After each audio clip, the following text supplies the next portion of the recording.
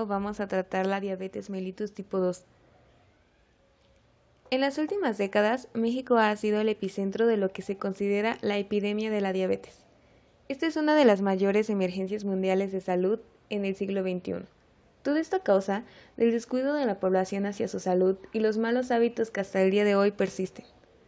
Según datos de la ENSANUD, en México, en 2018, la población de 5 a 11 años, 18% tenía sobrepeso, y esta cifra ha ido incrementando conforme ha pasado el tiempo. El grupo de edad que reporta la prevalencia más alta de obesidad es el grupo de 30 a 59 años, donde el 35% son hombres y 46% son mujeres. En un país obeso, los padecimientos metabólicos son el principal problema que se enfrenta a la población, entre ellos la diabetes siendo el principal. La Organización Mundial de la Salud, OMS, estima que en el mundo la glucosa elevada es el tercer factor de riesgo principal para mortalidad prematura, después de la presión arterial alta y el tabaquismo. La población con diabetes está incrementando. En 2015 se estimó que 1 de cada 11 adultos entre 20 y 79 años padecían diabetes, y para el año 2040 se proyecta que 1 de cada 10 la tendrá. Ante tal panorama, comenzaremos a profundizar en el tema. Empezando, ¿qué es la diabetes? Para empezar, ¿qué es la diabetes? La diabetes mellitus es una enfermedad crónica que aparece cuando el páncreas no produce insulina suficiente o cuando el organismo no utiliza eficazmente la insulina que produce. Existen varios tipos de diabetes, pero la más habitual es la llamada diabetes tipo 2, que tiene su origen en la incapacidad del cuerpo de utilizar eficazmente la insulina, lo que a menudo es consecuencia del exceso de peso o la inactividad física. Pero, ¿qué tan frecuente es este tipo de diabetes? La diabetes tipo 2 es un problema de salud en México y a nivel mundial. La Federación Internacional de Diabetes estimó para el 2019 una prevalencia a nivel mundial de 9.3%. Esta prevalencia corresponde a 463 millones de adultos con diabetes y se calcula que aumente a 700 millones para el año 2045, con una prevalencia de 10.9%. La mortalidad reportada a nivel mundial para ese mismo año fue de 4.2 millones de personas. De igual manera, la prevalencia de diabetes en México ha ido en aumento. En 2019, la Federación Internacional de Diabetes reportó que en México existían 12.8 millones de personas con diabetes y que para el año 2045 la cantidad de personas aumentará a 22.9 millones, ocupando en ambos años el sexto lugar en número de personas con diabetes a nivel mundial después de China, India, Estados Unidos, Pakistán y Brasil. Por otro lado, entre las personas con la enfermedad, según la Encuesta Nacional de Salud y Nutrición en 2012, solamente el 85.5% mencionó haber recibido tratamiento. El 72.4% recibió hipoglucemiantes y el 13% terapia con insulina. Se encontró además que existe un inadecuado manejo para el tratamiento de la enfermedad y una falta de adherencia al estilo de vida saludable. De resaltar fue que solamente el 26.8% de las personas con diabetes mencionó que estaba llevando un plan de alimentación adecuado y solamente el 10.3% manifestó que realizaba actividad física como parte del manejo de su enfermedad. Lo anterior explica por qué en nuestro país la mortalidad por diabetes ha aumentado de manera considerable desde el 2009. En la actualidad, la diabetes ocupa el segundo lugar como la causa de muerte, tanto en hombres como en mujeres, y en 2019 representó 104.352 muertes. Y ahora vamos a hablar sobre las causas de la diabetes. La diabetes mellitus tipo 2 es una enfermedad multifactorial donde intervienen factores ambientales y genéticos.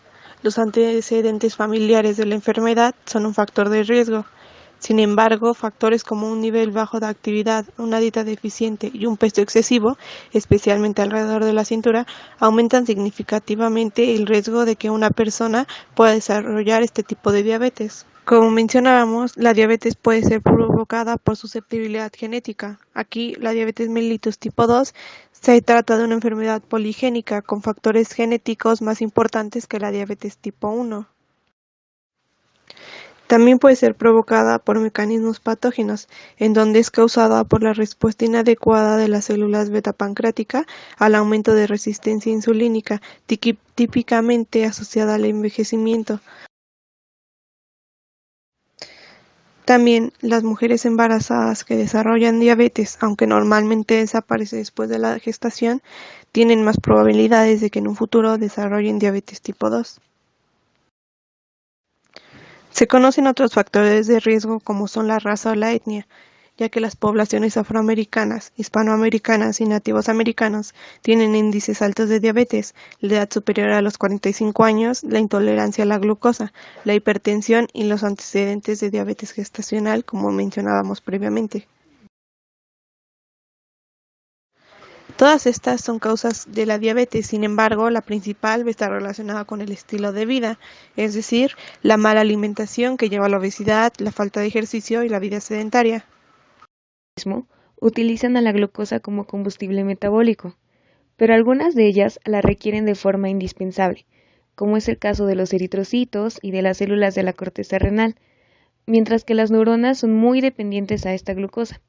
Esto significa que para mantener la concentración de glucosa en sangre, o sea, la glucemia, en niveles óptimos es importantísimo para el funcionamiento del cuerpo humano. En el mantenimiento del control de la glucemia intervienen una serie de hormonas, unas de carácter hiperglucemiante como el glucagón, la adrenalina y los glucocorticoides, y como hormona hipoglucemiante tenemos a la insulina.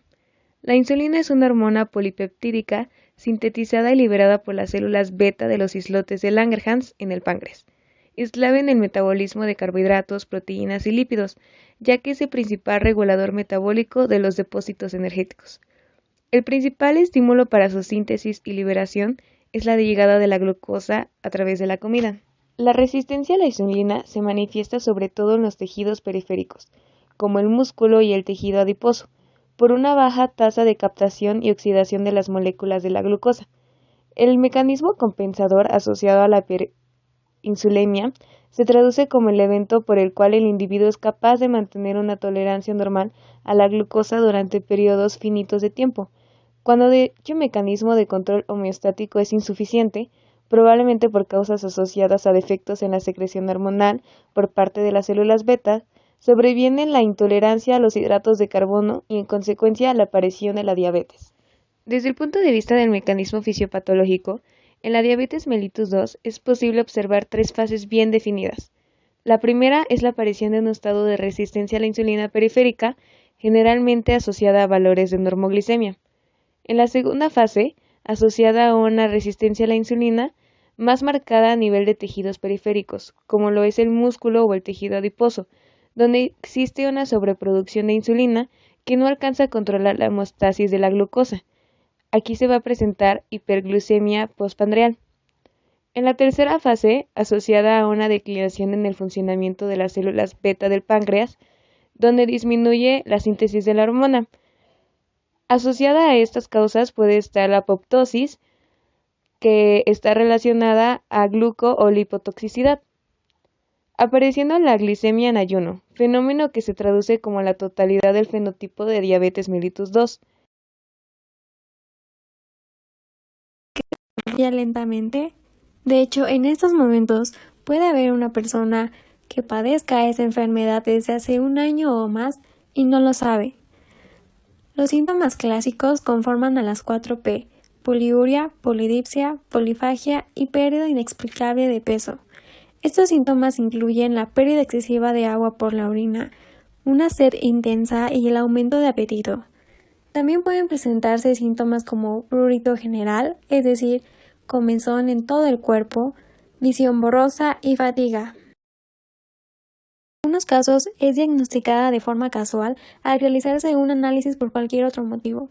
De acuerdo a la Asociación Americana de Diabetes, existen métodos para diagnosticar a la diabetes mellitus tipo 2. Los criterios son síntomas clásicos de diabetes, glucemia plasmática en ayunas mayor o igual a 126 miligramos por decilitro, glicemia plasmática a las 2 horas de hacer una sobrecarga oral de glucosa mayor o igual a 200 miligramos por decilitro, y hemoglobina glicosilada mayor a 6.5 En algunos casos es diagnosticada de forma casual al realizarse un análisis por cualquier otro motivo.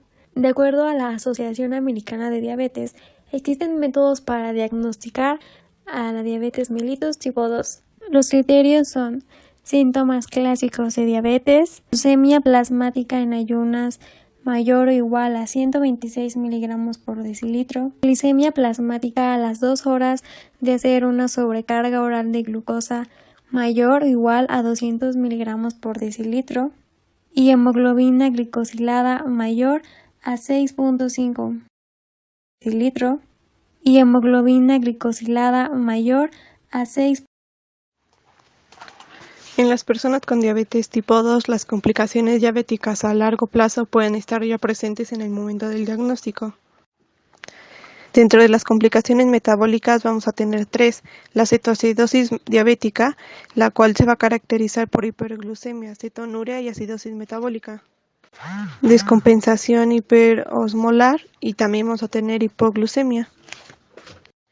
En las complicaciones tardías de la diabetes vamos a tener a la microangiopatía diabética y a la macroangiopatía diabética. Esta última se va a caracterizar porque es la principal causa de muerte en los diabéticos y se debe a la aparición prematura y difusa de aterosclerosis.